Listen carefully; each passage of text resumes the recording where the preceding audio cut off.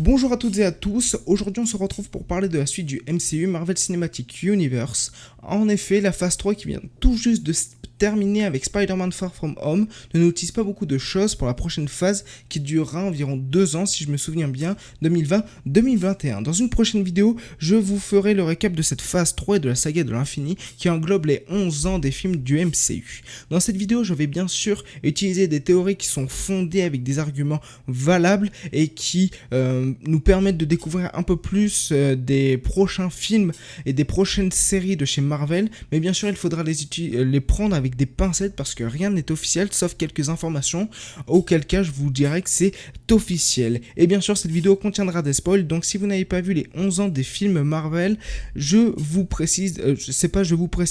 vous informe qu'il faut aller les voir en particulier parce que ça va beaucoup spoiler sur de nombreux films et surtout le dernier Spider-Man. Pour que tout le monde commence sur le même pied d'égalité, si on peut appeler ça, au niveau des informations, je tiens à vous dire que Avengers Endgame, par rapport à ce que certains pensent, ce n'est pas le film final de cette phase 3.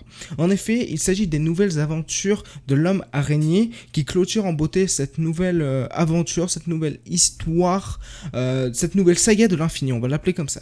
Si vous avez un peu suivi la Comic Con ou même regardé la vidéo sur les annonces, ma vidéo sur les annonces des films annoncés par Marvel, films et séries, si vous ne l'avez pas vu, n'hésitez pas à aller voir dans la description, j'aurai mis le lien et même en fiche à l'heure où je vous parle, la petite fiche en haut à droite de votre écran apparaît et ça vous redirigera directement vers ma vidéo. Vous avez dû remarquer qu'aucun film Avengers n'était prévu sur les 2 ans qui sont prévus pour cette phase 4. Ce choix s'explique par 2 gros arguments qui sont pour moi majeurs. Le premier, c'est qu'il faut le temps à nos super-héros de se reconstruire, de recréer une nouvelle équipe pour prendre la place des Avengers morts.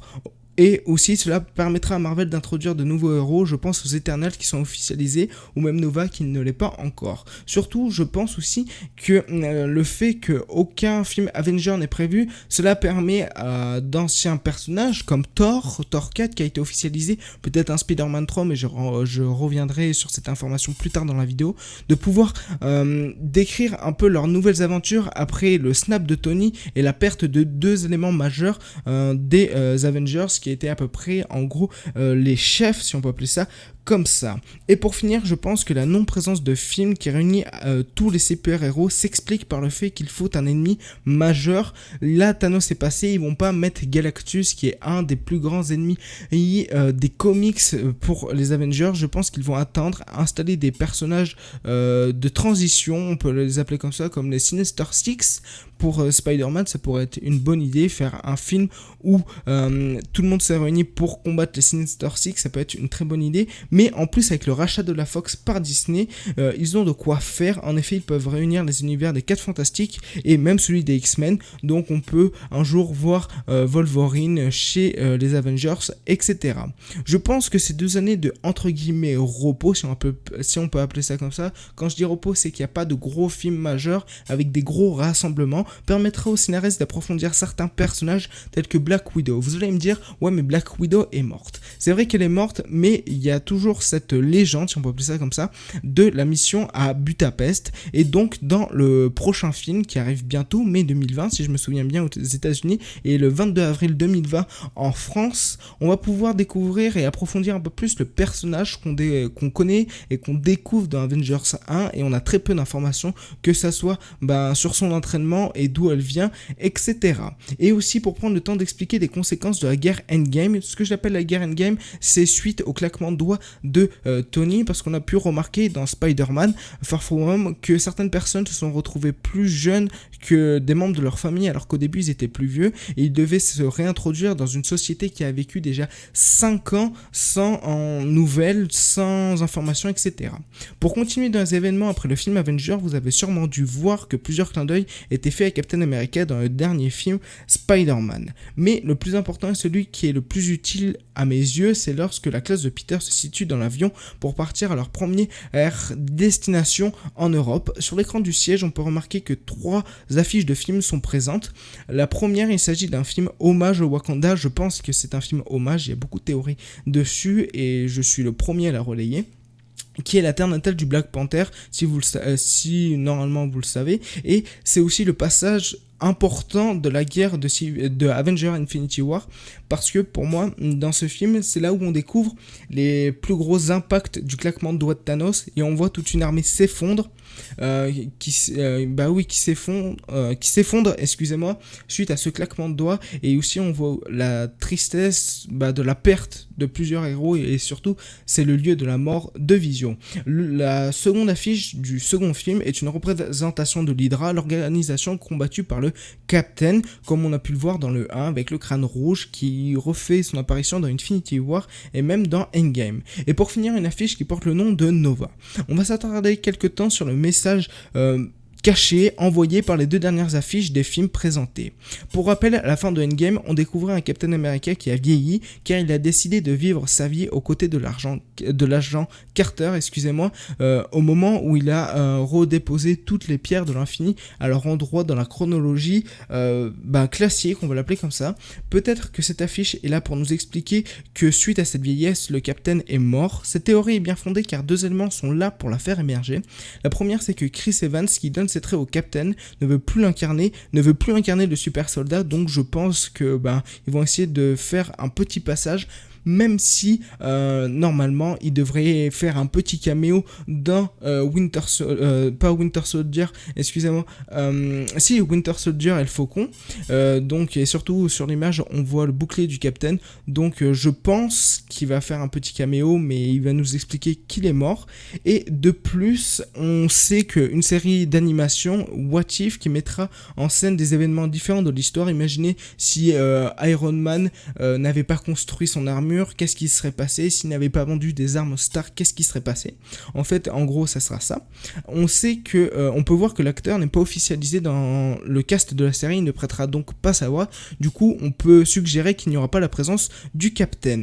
Après la mort peut-être fausse du Captain, on ne sait pas encore, c'est que des théories, comme je vous ai expliqué en début de vidéo, à prendre avec des pincettes. Il est temps de placer un petit easter egg, qui pourrait même servir de base pour introduire un nouveau personnage. Je m'explique. Le nom du film se nomme Nova et on aperçoit le même scientifique qu'on aperçoit dans Thor 1 et 2, qui est là pour, entre guillemets, aider Thor, si on peut l'appeler comme ça.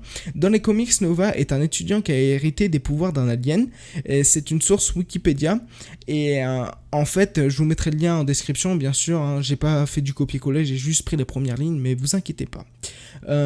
L'alien en question vient de Xandar, planète qui fut détruite par Thanos dans Infinity War, on l'apprend quand il allait chercher les gemmes. Cependant, dans la deuxième scène, post-générique, on voit que le vaisseau des Skrulls, où il y a Nick Fury dedans, le vrai Nick Fury, pas celui qui est pas joué, mais plutôt qui est un imposteur dans Spider-Man Far From Home.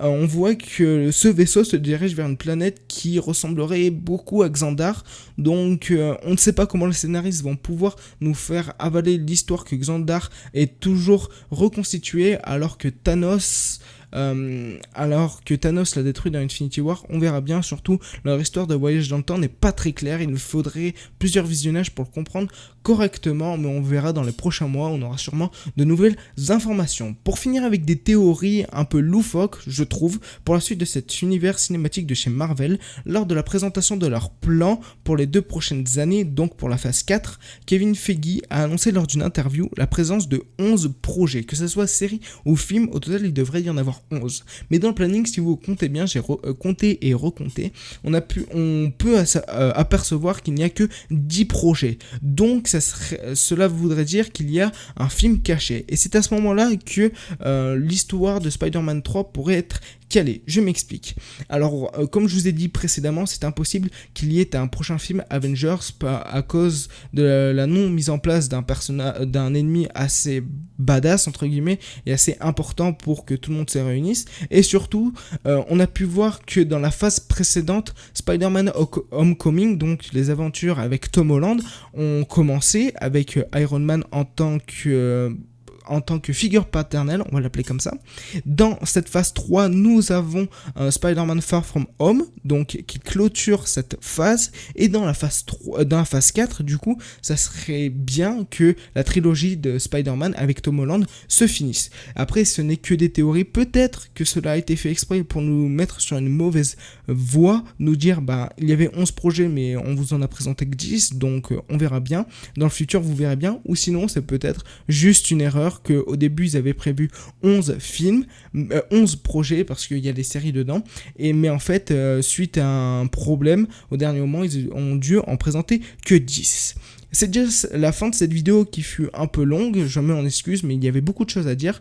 Comme je vous ai dit précédemment, je prépare 2 grosses vidéos. Je ne sais pas si je vais les organiser en une seule, mais je pense en faire 2 assez grosses parce qu'il y a beaucoup de contenu, que ce soit synthétisé et même à argumenter, parce que j'aimerais rentrer dans des points assez compliqués, comme pour le voyage temporel de chez Avengers Endgame, et même, ou sinon je ferai plusieurs vidéos parce que pour chaque phase, je ne sais pas encore. Dites-moi dans les commentaires ce que vous aimeriez voir, comme pas comme projet mais comme style de vidéo pour que je puisse vous diffuser cette entre guillemets série, ou sinon on pourrait les faire en live avec vous, je ne sais pas encore, faut que je réfléchisse.